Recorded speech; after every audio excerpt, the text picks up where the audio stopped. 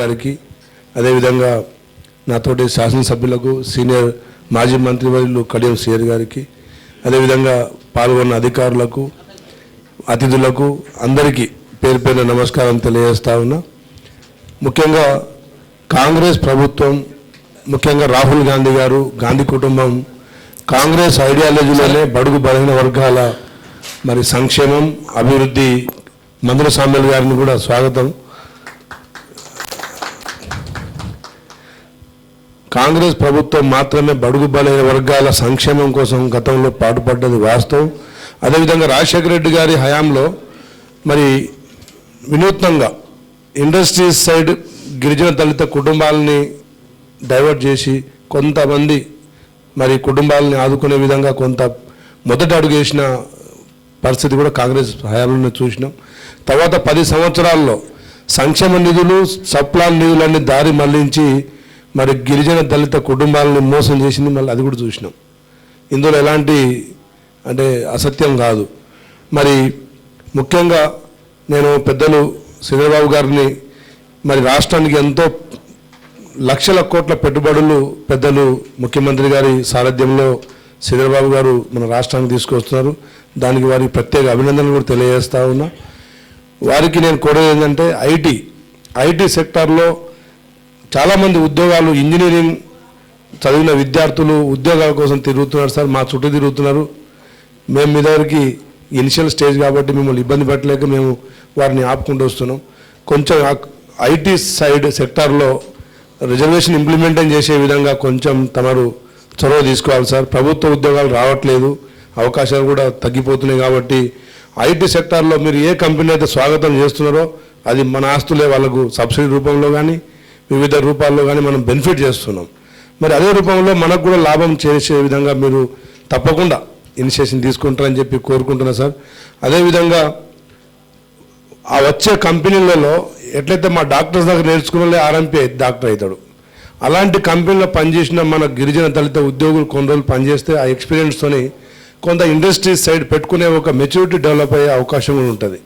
కాబట్టి అలాంటి అవకాశం కల్పిస్తారని చెప్పి కోరుకుంటూ, అదేవిధంగా భవిష్యత్తులో మన బట్టి విక్రమార్క గారు కూడా అసెంబ్లీ సాక్షిగా ప్రకటించారు సప్లాన్ నిధులు దారి మళ్లించమని.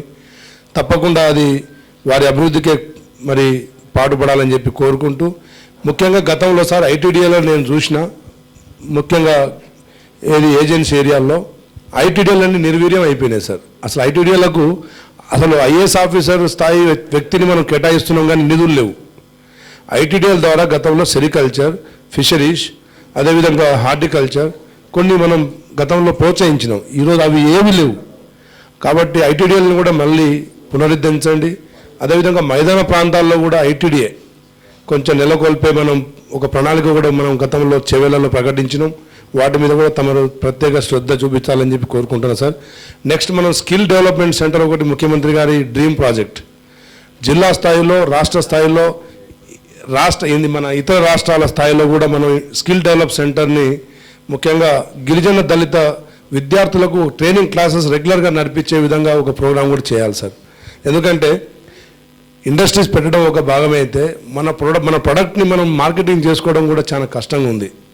సో ఆ మార్కెటింగ్లో కూడా ప్రభుత్వమే కొనుగోలు చేసే విధంగా, సపోజ్ ప్రభుత్వ స్కూల్స్ ఉంటాయి, ఆశ్రమ స్కూల్స్, ఇప్పుడు ఐటీడీఎల్లో సోప్స్, షాంపూలు తయారవుతున్నాయి, వాళ్ళు అమ్ముకోలేకపోతున్నారు.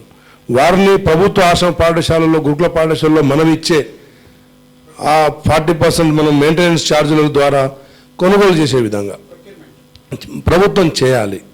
అదేవిధంగా కార్లు కానీ ఇంకేదైనా వెహికల్స్ ఇస్తున్నామంటే వాటిని కూడా ప్రభుత్వ సెక్రటరియట్లలో, ప్రభుత్వ మన ఆఫీసులలో వాటిని హైర్ చేసే విధంగా మనం కొంత ప్రభుత్వ పరంగా మనం ప్రోత్సాహం తీసుకోవాలి సార్. గైడెన్స్ లేక చాలామంది ఫెయిల్యూర్ అవుతున్నారు, ఈఎంఐలు కట్టలేక ల్యాబ్స్ అవుతున్నారు, ఎన్పిఏలో పోతున్నారు, లేదా వెహికల్ సీజ్ చేస్తున్నారు. సో సమస్యలకు కూడా పరిష్కారం కూడా మనం వెతికి మరి అధికారులను దాంట్లో మనం భాగస్వాములు చేయాల్సి వస్తుంది సార్. అదేవిధంగా మేము కూడా మొదటిసారి గెలిచిన ఎమ్మెల్యే శాసనసభ్యులు ఎక్కువ ఉన్నాం సార్. ఏ ప్రభుత్వం నిలబడ్డా లేకపోతే కూలిపోయినా దళిత గిరిజన ఎమ్మెల్యేల పాత్రనే ఎక్కువ ఉంటుంది సార్. ఈరోజు 30 మంది దళిత గిరిజనులే ఉన్నారు రిప్రజెంటేటివ్స్. టీఆర్ఎస్ వచ్చినా మాతోనే, కాంగ్రెస్ వచ్చినా మా ప్రాతినిధ్యమే.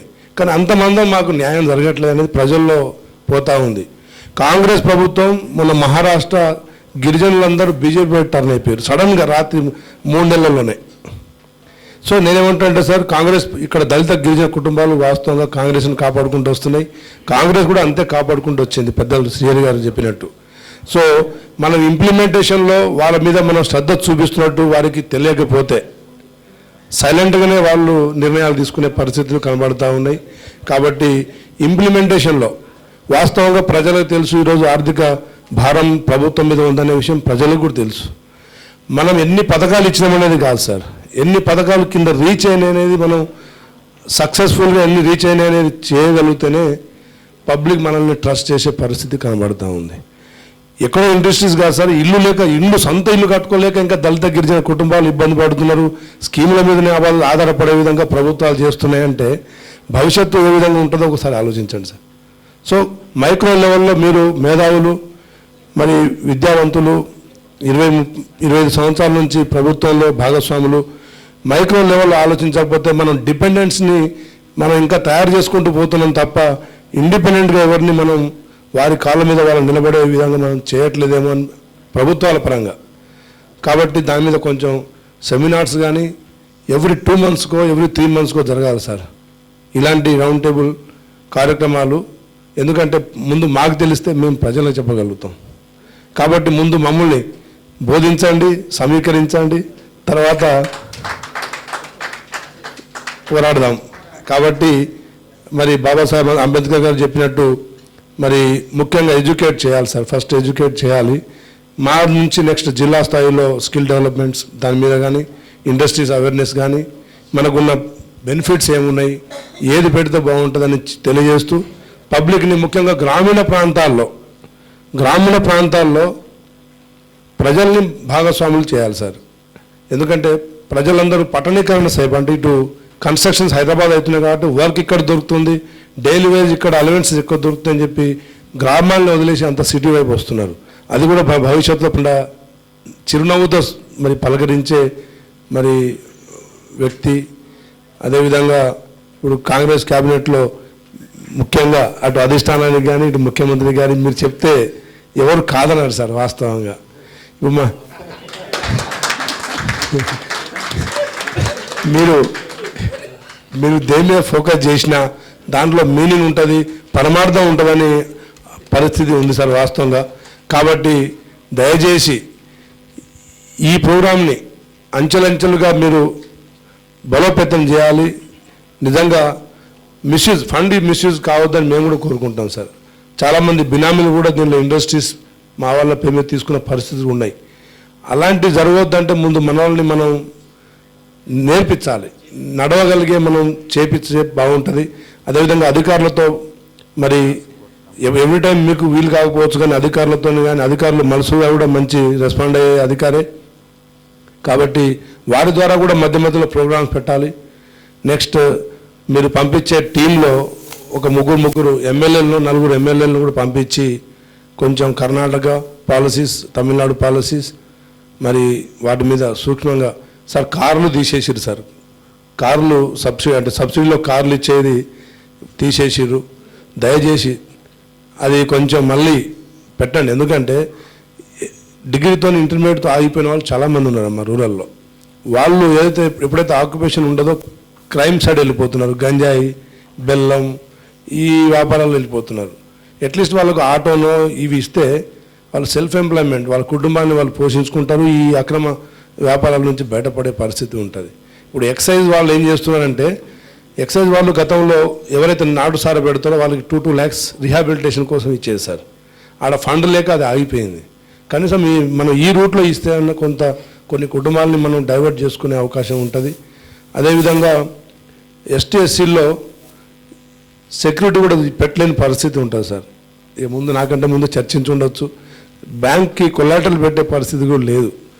కొన్ని ఇండస్ట్రీస్, పెద్ద ఇండస్ట్రీస్ పెడితే ప్రభుత్వ భాగస్వామ్యం కూడా చేయాలి సార్. 51% ప్రభుత్వం, 49% ప్రైవేట్.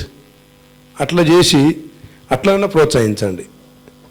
ఇండస్ట్రీస్ పాలసీస్లో మొత్తం వారినే పెట్టుకోమని చెప్పడం కాకుండా ప్రభుత్వ పరంగా కొంత స్టేక్ ఉంచుకొని ఇండస్ట్రీస్ని ప్రమోట్ చేస్తే, ఫార్మా కంపెనీ కావచ్చు, ఇంకేదైనా పెడితే కొంత జవాబుదారితనం ఉంటుంది సార్.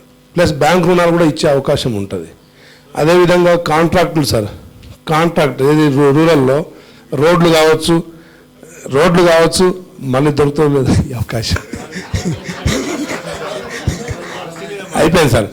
అంటే సార్ ఒకటి కాంట్రాక్ట్లో కూడా మనం పర్సంటేజ్ అంటే రిజర్వేషన్ ఇస్తామని చెప్పినాం. కొంచెం ఏజెన్సీ ఏరియాల్లో మా ఆదివాసీ దళిత కుటుంబాలకు కాంట్రాక్టర్లకు కూడా ప్రోత్సాహం కలిగించాలని చెప్పేసి మీరు అవకాశం ఇస్తారని చెప్పి కోరుకుంటున్నాను. Thank you sir. Thank you sir. Ramachandra Naik గారికి ధన్యవాదాలు తెలియజేస్తూ